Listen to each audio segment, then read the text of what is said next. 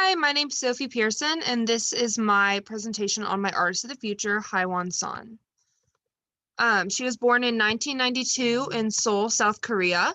She currently lives in Baltimore, Maryland, and is a long-term resident at Baltimore Clayworks, and she's also a ceramics professor at George Washington University in Washington, D.C. Her process has recently involved a lot of plaster molds, but she's also been very into unglazed porcelain, as well as white stoneware. She tends to keep a lot of her newer pieces unglazed. She likes the matte finish as well as that kind of rougher exterior. Her older works, however, use a lot of bright glazes, cool colors, and also she uses some warmer color clays, kind of like the red color clay we use.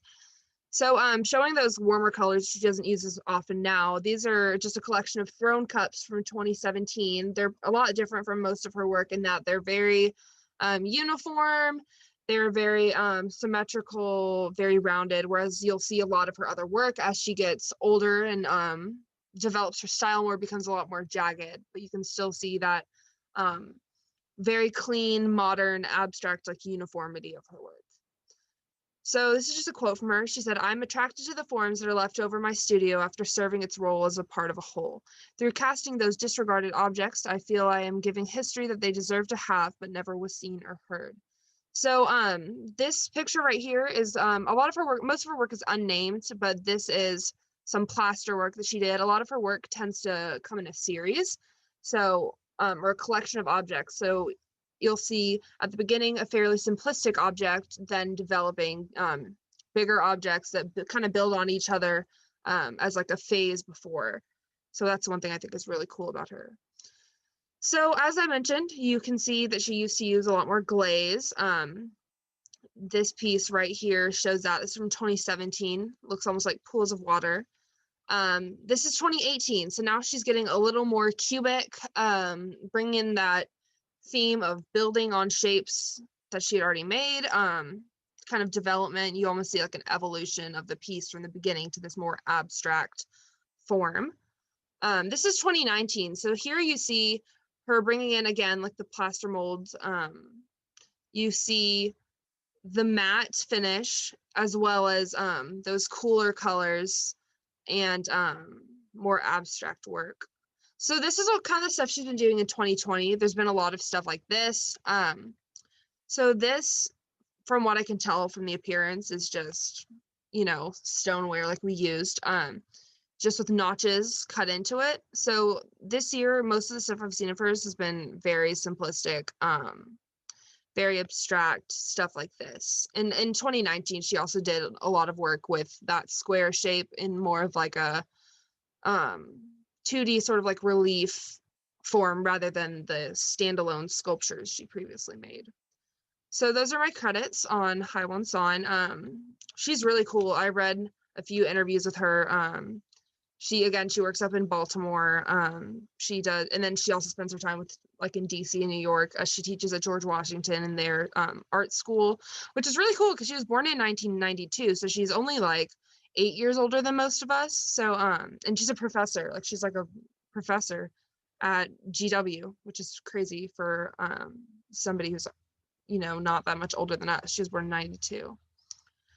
So now I'm going to share a little bit of my work from this fall. I definitely think I made a lot of progress this semester. You can see at the beginning, as far as the molding of the clay and the sealing of everything, and just the style I think has improved a lot. You'll see it's kind of wacky at the beginning.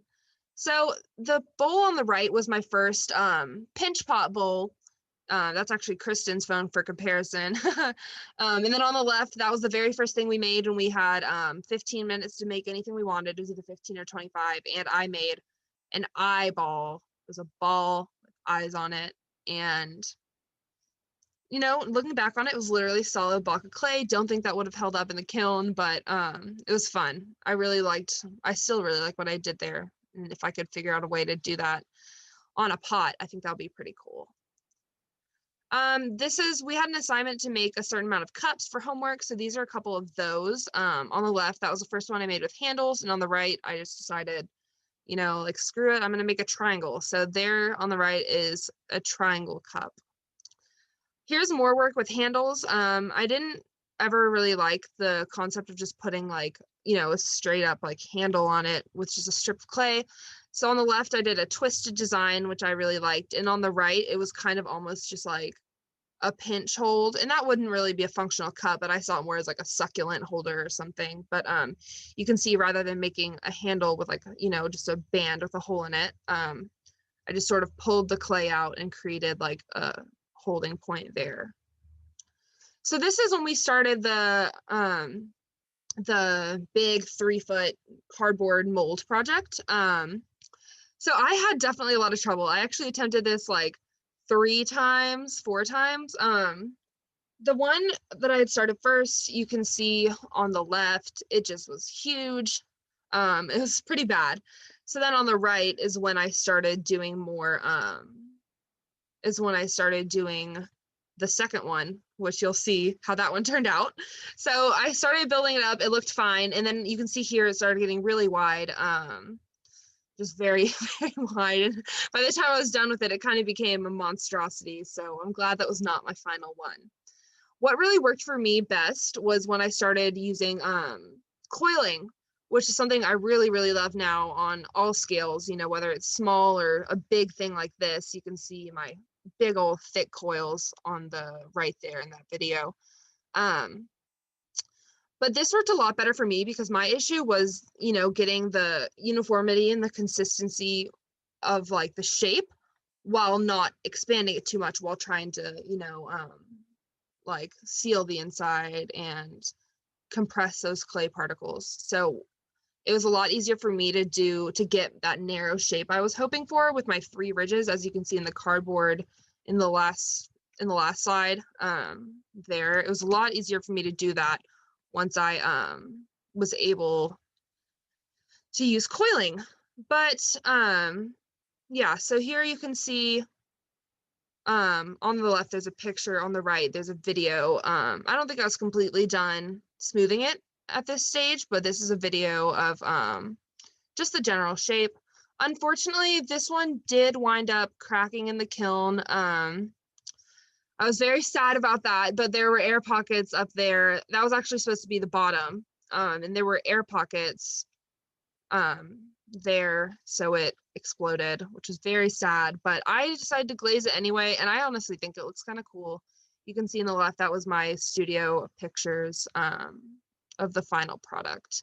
I wish I would have done, in retrospect, I wish I would have done a different glaze, but I still do like how it came out. My parents are keeping in their house, they're putting like bamboo in it or something for like a decoration. So all's well that ends well.